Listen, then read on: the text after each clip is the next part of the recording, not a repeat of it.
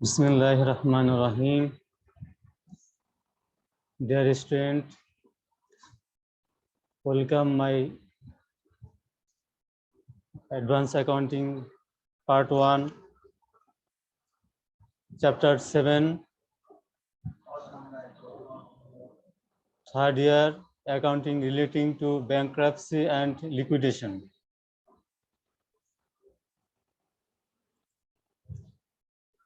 গত ক্লাসে আমরা what is bankrupt and liquidation discussed it briefly.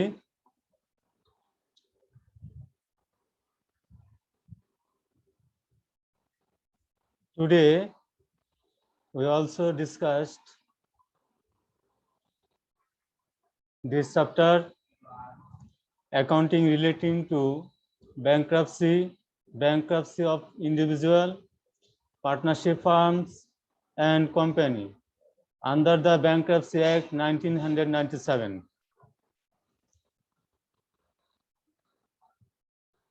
Individual bankruptcy means a person who is now insolvency and cannot be possible to pay his debt to the creditors, অর্থাৎ কোনো ব্যক্তির দায় দেনা পরিশোধের অসমর্থ হলে তাকে দেউলিয়া বলা হয়।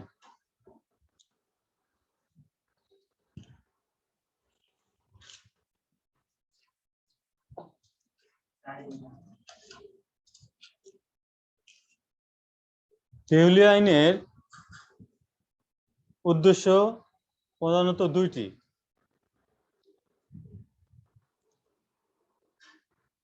উদ্দেশ্য দুটি হলো দেনাদারের সম্পদের ন্যায়সঙ্গত বন্টনের মাধ্যমে পাওনাদারের বৈধ দাবির যথাযথ নিষ্পত্তি এবং নতুনভাবে শুরু করার জন্য দেনাদারকে একটি সুযোগ প্রদান করা।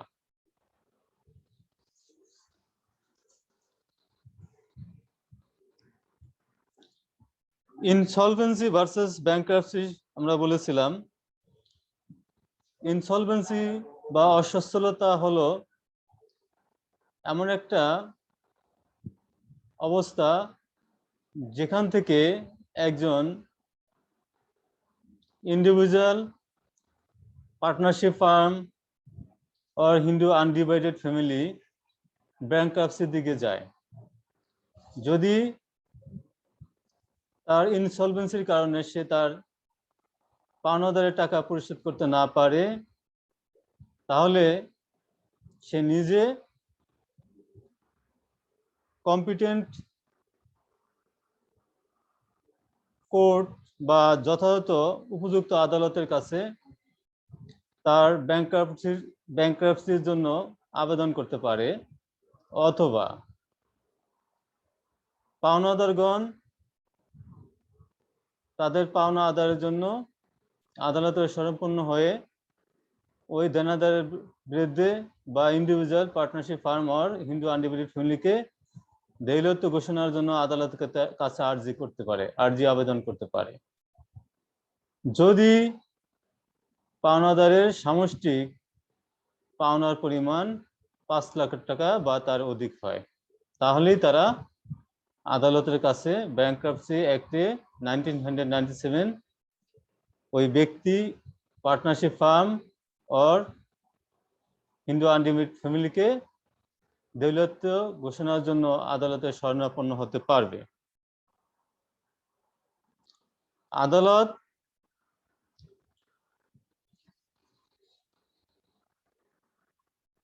এই ব্যক্তিকে বা ওই প্রতিষ্ঠানকে, পার্টনারশিপ ফার্মকে অথবা হিন্দু আনডিভাইডেড ফ্যামিলিকে দেউলিয়া ঘোষণা করার আগে তার যথাযথতা নিরূপণ করবে। আর যদি সেটা প্রমাণিত হয় তাহলে দেউলিয়া ঘোষণা করে একজন রিসিভার নিয়োগ করবে, যাতে ওই ব্যক্তি প্রতিষ্ঠান সম্পত্তি বিক্রি করে যারা পাওনাদার তাদের দেনা পরিশোধ করতে পারে। এখন কথা হলো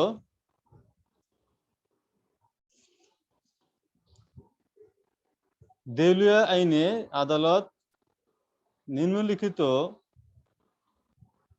প্রতিষ্ঠান বা ব্যক্তিবর্গকে দেউলিয়া ঘোষণা করতে পারবে না। তা হলো জাতীয় সংসদ এবং বিচার বিভাগীয় সংস্থা, যে কোনো সরকারি সংস্থা, কোনো দাতব্য বা ধর্মীয় সংস্থা,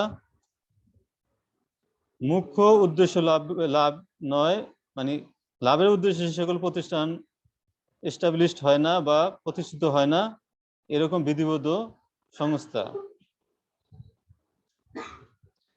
সরকার কর্তৃক বা সরকারের আর্থিক সহায়তা প্রতিষ্ঠিত কোনো স্বশাসিত মানে স্বায়ত্তশাসিত প্রতিষ্ঠান, autonomous body.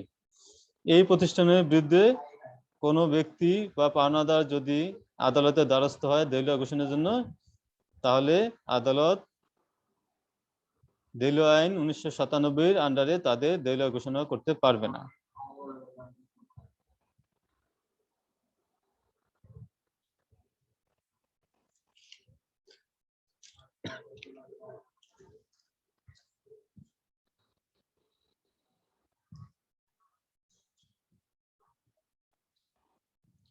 Acts regulating bankruptcy proceedings, অর্থাৎ দেউলিয়া সংক্রান্ত কার্যাবলী নিয়ন্ত্রণকারী সংস্থা বা আইন, সেখানে যে ব্যক্তিকে দেউলিয়া ঘোষণা করবে তার কিছু সম্পত্তি সে দেউলিয়া আইনের বাহিরে ব্যবহার করতে পারবে। অব্যাহতিপ্রাপ্ত সম্পত্তি সেকশন 32, সেখানে বলা হয়েছে যন্ত্রপাতি যা দেনাদার স্বয়ং নিজে ব্যবহার করেন, পরিবারের পরিধেয় বস্তাদি, গৃহস্থালী সরঞ্জামাদি, বাসস্থান, এ সকল জিনিস দেউলিয়া আইনের বাইরে থাকবে, অর্থাৎ অব্যাহতিপ্রাপ্ত পাবে। তবে এই সকল সম্পত্তির মূল্য যদি 3 লক্ষ টাকার অধিক হয়, তাহলে 3 লক্ষ টাকার অধিকের যে সম্পত্তি আছে সেটা দেউলিয়া আইনে দেউলিয়া রিসিভার সেটা দখল নিতে পারবে, বিক্রি করে পাওনাদারদের পাওনা পরিশোধ করতে পারবে।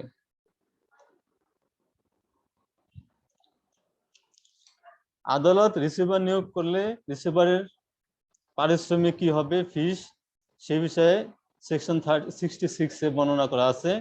সেখানে বলছে যে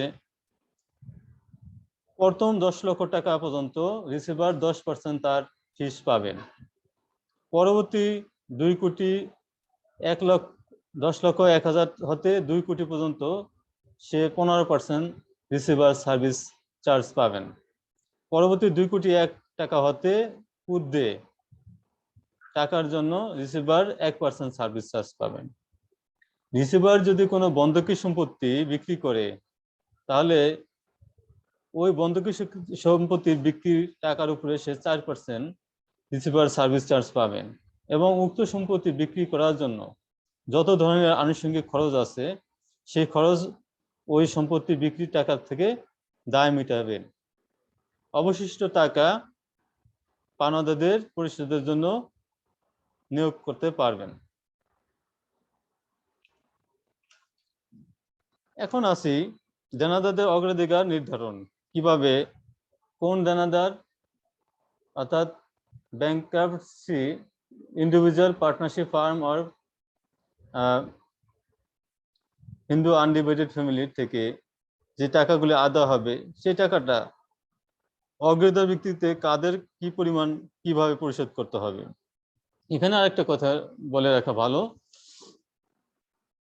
কোম্পানি, পাবলিক লিমিটেড কোম্পানি, এটা কোম্পানি অ্যাক্ট 1994 এবং ব্যাংক কোম্পানি অ্যাক্ট 2000 অনুসারে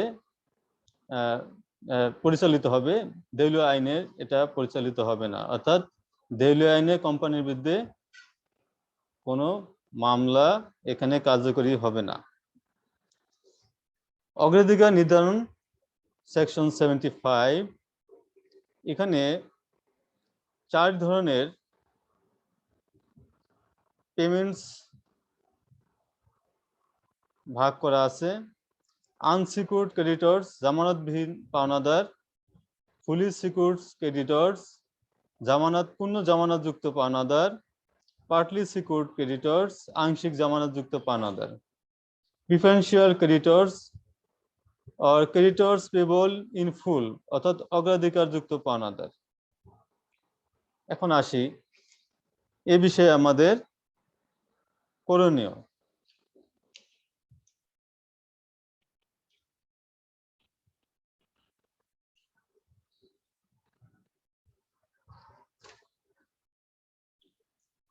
জামানতবিহীন পাওনাদার আনসিকিউরড ক্রেডিটর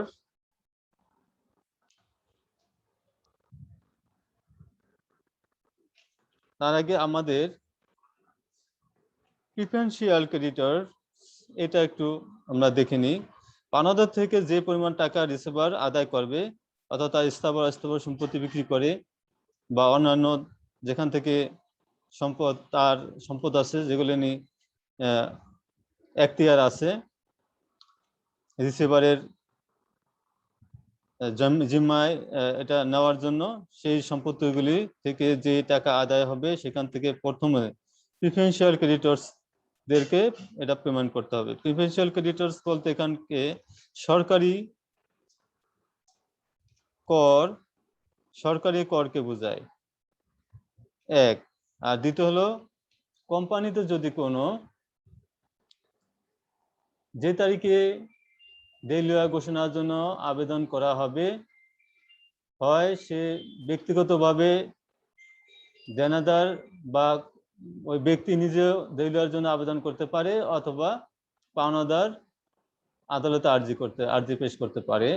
যেই করুক, যে তারিখে দেউলিয়ার জন্য আদালতে আর্জি উপস্থাপন করবে সেই তারিখ হতে অব্যাহতি প্রাপ্ত পূর্ববর্তী 6 মাসের ভিতরে যদি কোনো ভূত্ব বা মজুর ভিত্তিতে কোনো কর্মচারী ওই প্রতিষ্ঠানে নিয়োজিত থাকে অথবা কোনো ক্লার্ক কেরানি অথবা কোনো মজুর থাকে, তাদের 2000 টাকা করে পরিশোধ করতে হবে। এর চেয়েও যদি ওই অত্যাবশ্যকীয় কর্মচারী অর্থাৎ কেরানি, ভূত্ব এবং মজুর যারা আছে তারা যদি আরো বেশি দাবি করে তাহলে ওই 6 মাসের অব্যাহত পূর্ববর্তী পিছনের টাকা আনসিকিউরড ক্রেডিটে স্থানান্তরিত হবে এবং শুধু তারা দেউলিয়া জন্য আবেদনের অব্যাহত পূর্ববর্তী 6 মাসের জন্য প্রত্যেকে 2000 টাকা করে পাবেন। আর সরকারি কর বলতে আয়কর, ভূমি কর, পৌরসভা কর, কর ও অভিকর, পৌরসভার ট্যাক্স, ট্রেড ক্রেডিটস, এই জাতীয় যে খরচগুলি আছে সেগুলি অগ্রাধিকার ভিত্তিতে প্রথমে পরিশোধ করতে হবে। এখন আসি আমরা ফুলি সিকিউরড ক্রেডিটর্স। ফুলি সিকিউরড ক্রেডিটর্স অর্থাৎ পূর্ণ জামানত যুক্ত দায়, অর্থাৎ যে টাকার জন্য পূর্ণ জামানত দিয়ে টাকা ধার করেছিল সেখানে ওই সম্পত্তি বিক্রি করে পূর্ণ টাকাটাই সে আদায় করতে পারবে। অতিরিক্ত টাকা আনসিকিউরড ক্রেডিটর্স ফান্ডে ট্রান্সফার হবে এবং সেখান থেকে আনসিকিউরড ক্রেডিটর্সদের টাকা পরিশোধ করা হবে। পার্টলি সিকিউরড ক্রেডিটর্স, এখানে আংশিক জামানত আছে, অর্থাৎ এখান থেকে পূর্ণ টাকাটা জামানত থেকে আদায় করা যাবে না। অবশিষ্ট আদায়যোগ্য টাকাটা আনসিকিউরড ক্রেডিটে স্থানান্তরিত হবে পরবর্তীতে তার অর্থাৎ দেউলিয়া প্রতিষ্ঠান থেকে বা দেউলিয়াত্ব ব্যক্তি থেকে টাকা আদায় হলে আনসিকিউরড ক্রেডিটর্সদের পরিশোধ করা হবে। এখন আসে আনসিকিউরড ক্রেডিটর্স। আনসিকিউরড ক্রেডিটর্স ভিতরে আবার ব্যাংক এবং অন্যান্য আদার্স আনসিকিউরড ক্রেডিটরস আছে। ব্যাংক সর্বপ্রথম তার 100% অর্থাৎ শতভাগ পাওনা এখান থেকে সে নিতে পারবে, যদি না অন্যান্য ক্রেডিটরসরা 50%-এর কম না পায়। যদি অন্যান্য ক্রেডিটরসরা 50% বা অধিক পায়, তাহলে ব্যাংক তার 100% দায় এখান থেকে মিটাতে পারবে বা নিয়ে নিতে পারবে। যদি অন্যান্য আনসিকিউরড ক্রেডিটরসরা 50% বা তার অধিক না পায়, তাহলে রেশিও অর্থাৎ 2:1 রেশিও হারে ব্যাংক এবং অন্যান্য পাওনাদার তাদের পাওনার টাকা সেখান থেকে নিতে পারবে বা রিসিভার সেখান থেকে দিতে পারবে।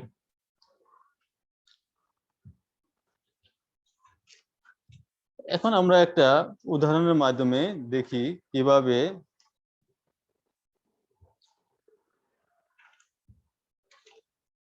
আনসিকিউরড ক্রেডিটরসের টাকাটা ব্যাংক এবং অন্যান্য আনসিকিউরড ক্রেডিটরসের ভিতরে ভাগ করা যাবে।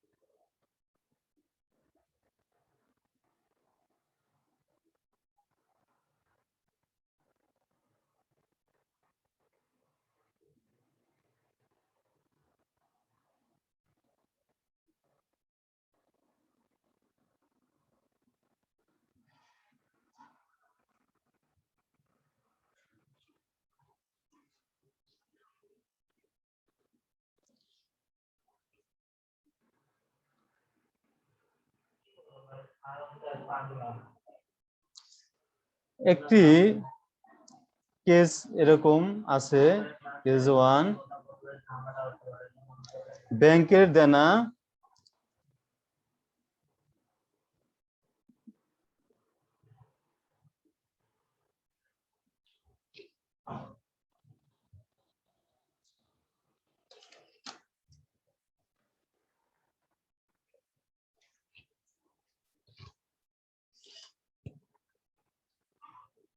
ব্যাংকের পাওনা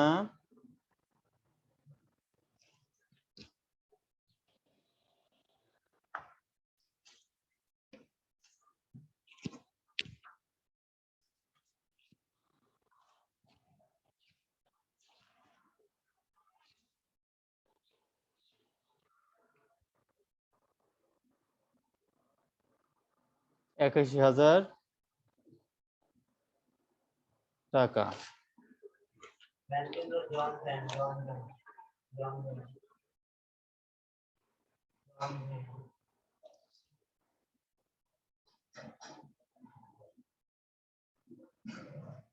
পাওনাদার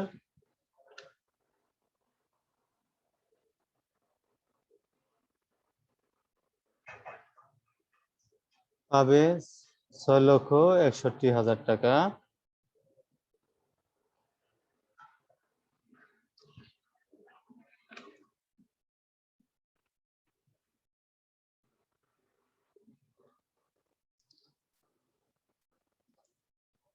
রিসিভার ফিস ও অন্যান্য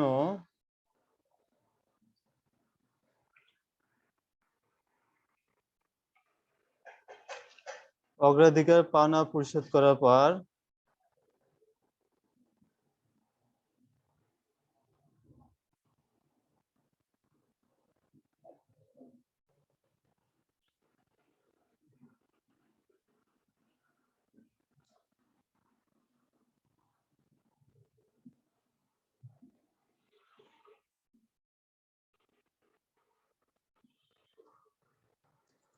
সম্পত্তির পরিমাণ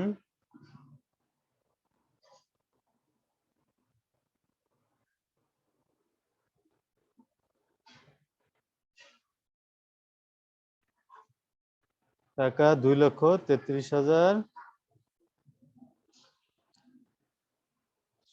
770 টাকা।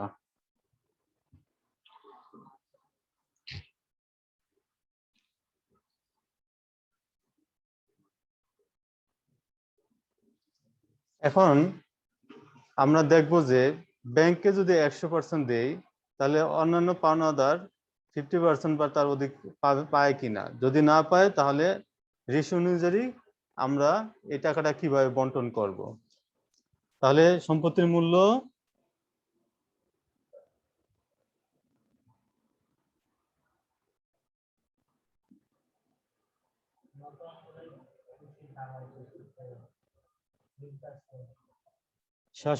টাকা মাইনাস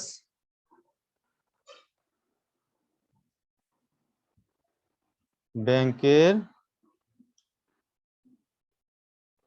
পাওনা 100%, 81,000 টাকা। অবশিষ্ট থাকে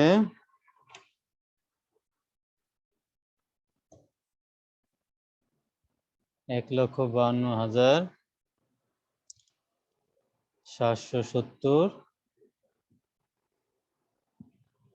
টাকা।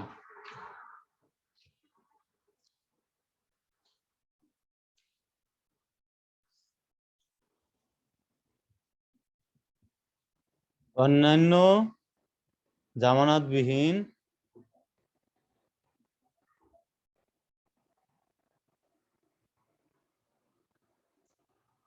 পাওনাদারের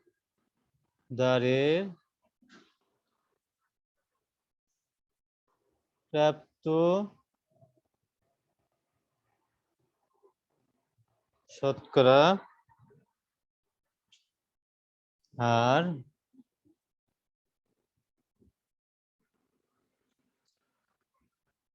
এক লক্ষ 52,770 ভাগ 6,61,000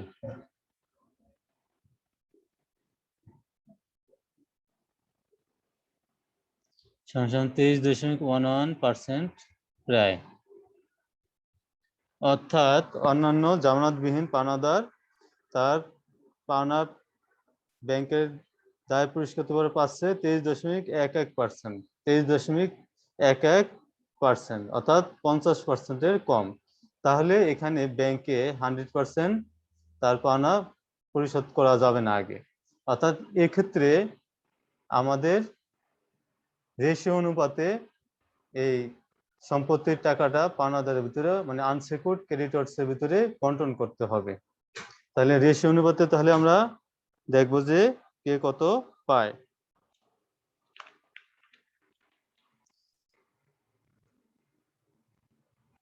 তাহলে রেশিওতে আমরা এটা বন্টন করব।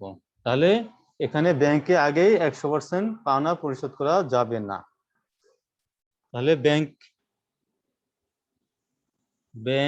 100% সমান সমান আদার্স ক্রেডিটরস 50%।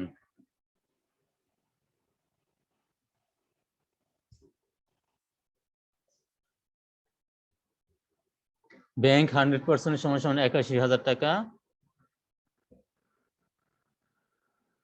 আদার্স ক্রেডিটরস 50% সমান সমান 6,61,000 ইন্টু 50% সমান সমান 3,30,500 টাকা,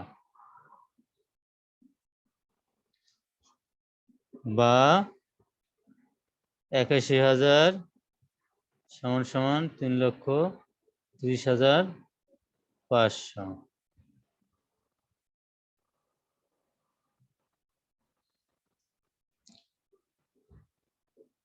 উভয়ের সমষ্টি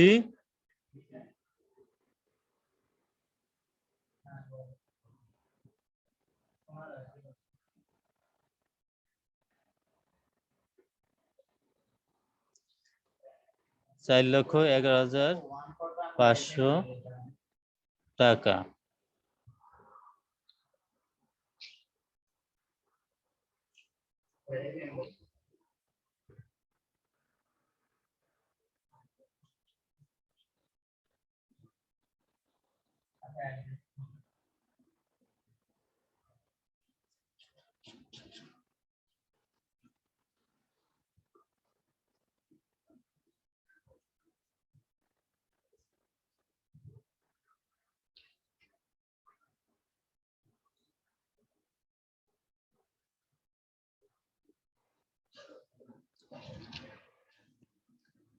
পরিশোধিত ব্যাংক ঋণের পরিমাণ হবে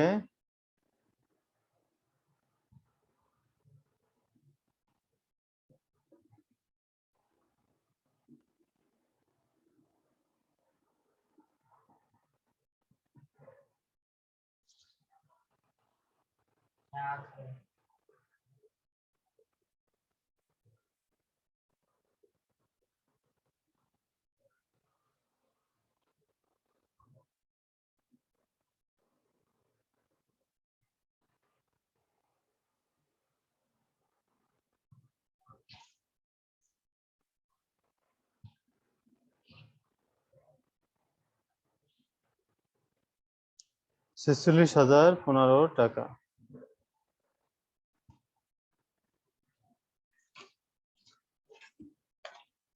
আদার্স আনসিকিউরড ক্রেডিটর্স পাবে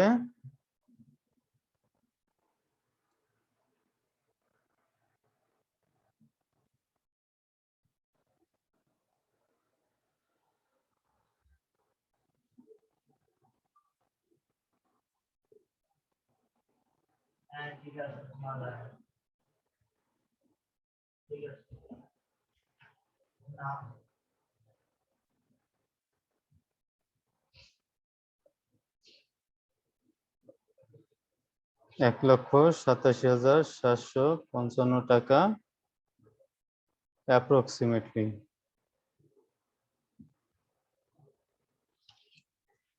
তাহলে আমরা দেখতে পেলাম যে আনসিকিউরড ক্রেডিটর্স পাওনা পরিশোধের ক্ষেত্রে প্রথমে ব্যাংকে 100% পরিশোধ করার বিধান আছে এবং 100% পরিশোধ করব।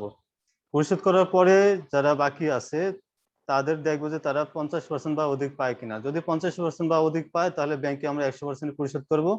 আর যদি 50% বা অধিক না পায় তাহলে 2:1 অনুপাতে ব্যাংক এবং আদার্স আনসিকিউরড ক্রেডিটর্সের ভিতরে টাকাটা আমরা বন্টন করব।